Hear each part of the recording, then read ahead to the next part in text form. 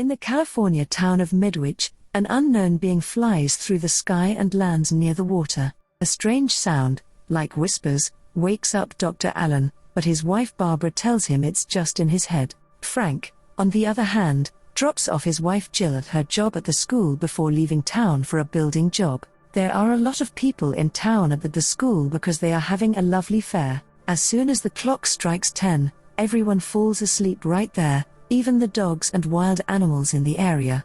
A lot of cars crash, and Frank's auto bursts as it crashes into something else before he can cross the border. Soon, police from other towns are sent to look into what's going on, and the first two that cross the line fall asleep as well. Scientists and special forces are sent to the area while other officers paint a white line to show where the strange impact ends. The group is led by Susan, who works for the government as a researcher. Alan also went to work and will come back as soon as he hears the news, but he can't walk into town. A police officer dons a mask and goes past the border. As soon as he starts to pass out, the other officers use a rope to pull him back. Alan thinks this might be a poisonous gas, but Susan says that's not likely because the edges of the affected area are too clear. All of a sudden, the animals started to wake up, and at exactly 4 p.m. everyone and every pet in town wakes up and has no idea what happened. There are some signs that time has passed, like a tub that is full to the brim and a man who burned himself when he fell on his grill. The police and special forces rush into town to continue the investigation. Men in hazmat suits scan the whole area for hints, which scares the people who live there. While Jill is trying to calm down, she sees a truck go by with Frank's wrecked car on it. She knows right away what it means. After a while, Jill starts to feel sick at work. Callie goes to see Alan because she's also sick and can't believe what the doctor says. Reverend George finds Melanie crying her heart out at church. All of the women in town are suddenly pregnant, and many of them don't know why. For example, Callie's husband Ben has been on a business trip, and Melanie has never been with a man.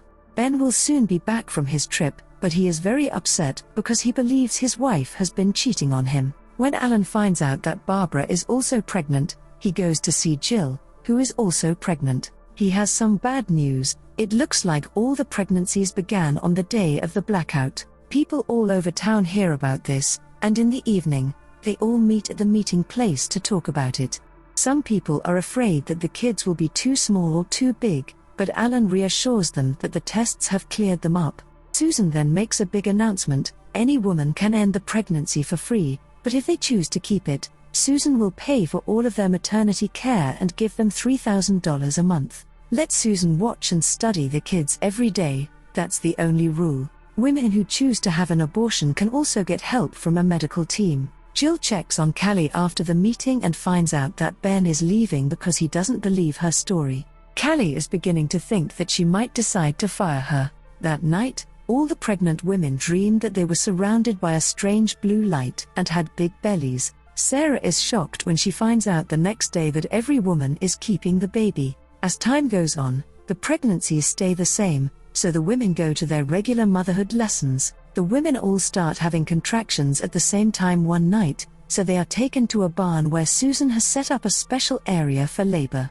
Every baby is born normally at the same time, and they all look healthy and like real babies. Ben even stays with Callie and their new baby. Unfortunately, there is one exception. Melanie is very sick and is taken to special care, where she gives birth to a baby that does not live. George witnesses this as Susan quickly transports the dead fetus to a van. When he asks her why, Susan says she needs to do an autopsy later because she doesn't want the other women to see a dead baby. Later, Alan meets Susan to talk about what they saw. Some interesting things were noticed, like how the baby's hair is extra soft and their nails aren't as wide as they should be. But all the babies seem to have the same results, as if they were siblings from the same mom.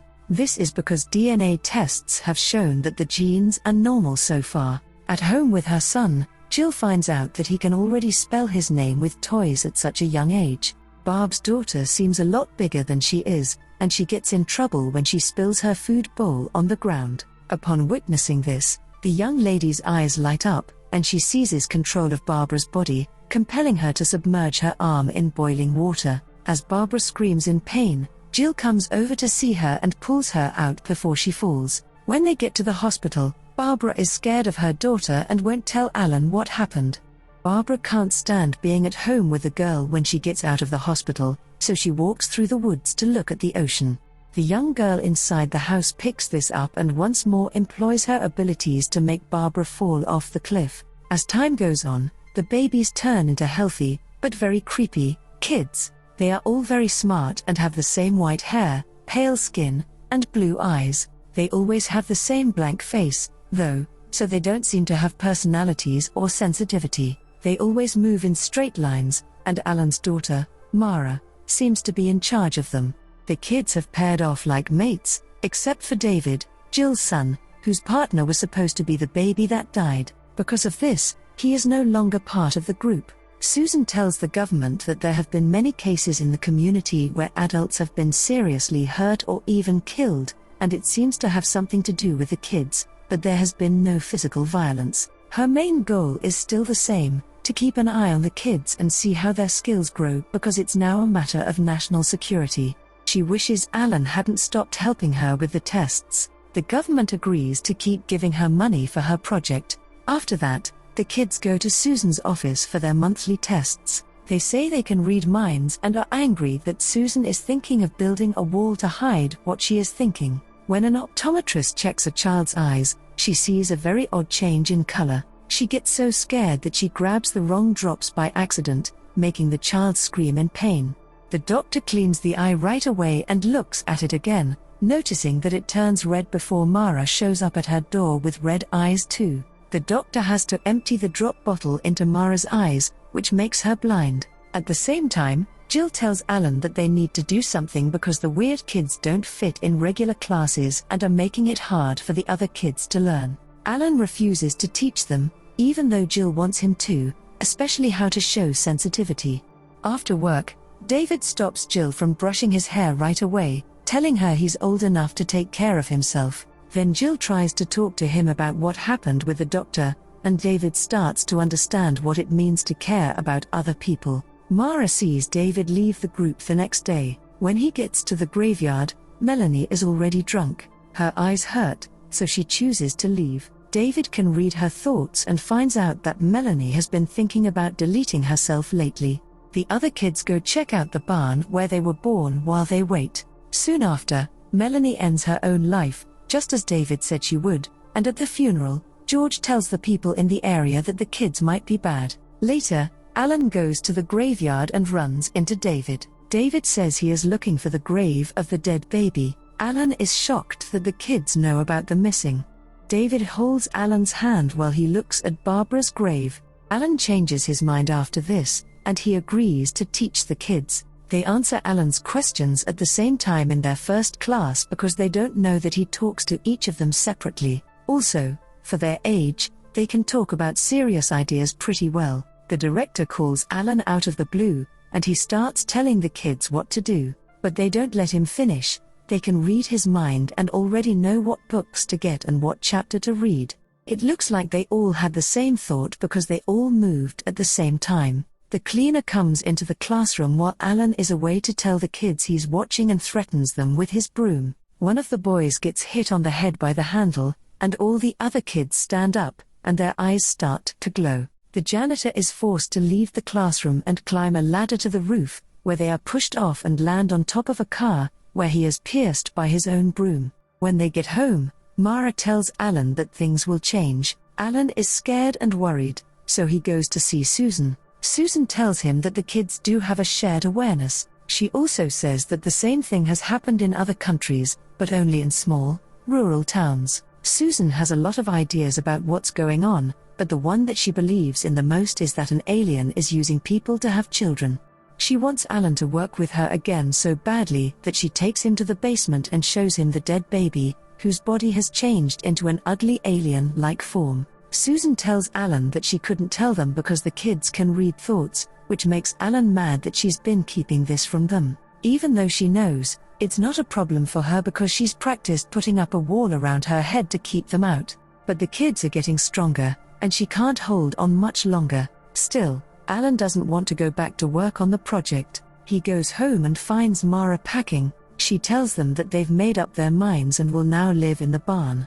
Mara also informs Alan that he must bring them goods and does not give him the opportunity to decline. Parents drop off all of their kids at the barn in the late evening. Jill tells David that he's different and tries to get him to stay with her. David leaves anyway, though. After a few days, Ben goes to the barn with the goal of getting his daughter. Ben almost hits a child who is in the way, but he stops his truck just in time. As soon as he steps outside, the kids swarm around him with glowing eyes and force him back into the truck, where he drives into a fuel tank and dies quickly. At the same time, Susan tells Alan some scary news. All the other towns with blackout children have been destroyed because the governments there thought they were too dangerous. They didn't even get the adults out because the kids would find out about their plans and stop them. Susan has been told to leave Midwich, and she tells Alan to do the same.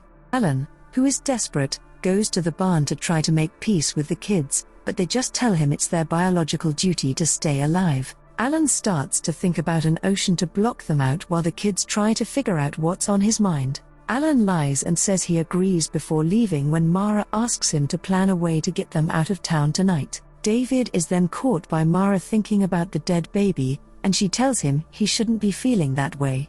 George hides nearby in the tall grass and gets ready to shoot the kids, but the kids find him first and make him delete himself. Soon after, Susan and her team are packing up while people in the area start gathering in the streets with torches to fight the kids. Just then, some kids stand in their way, and the glow in their eyes makes a woman drop her torch so they can burn her down. Soon, the police will begin walking around the town, making threats to arrest anyone still out on the streets while declaring a state of emergency.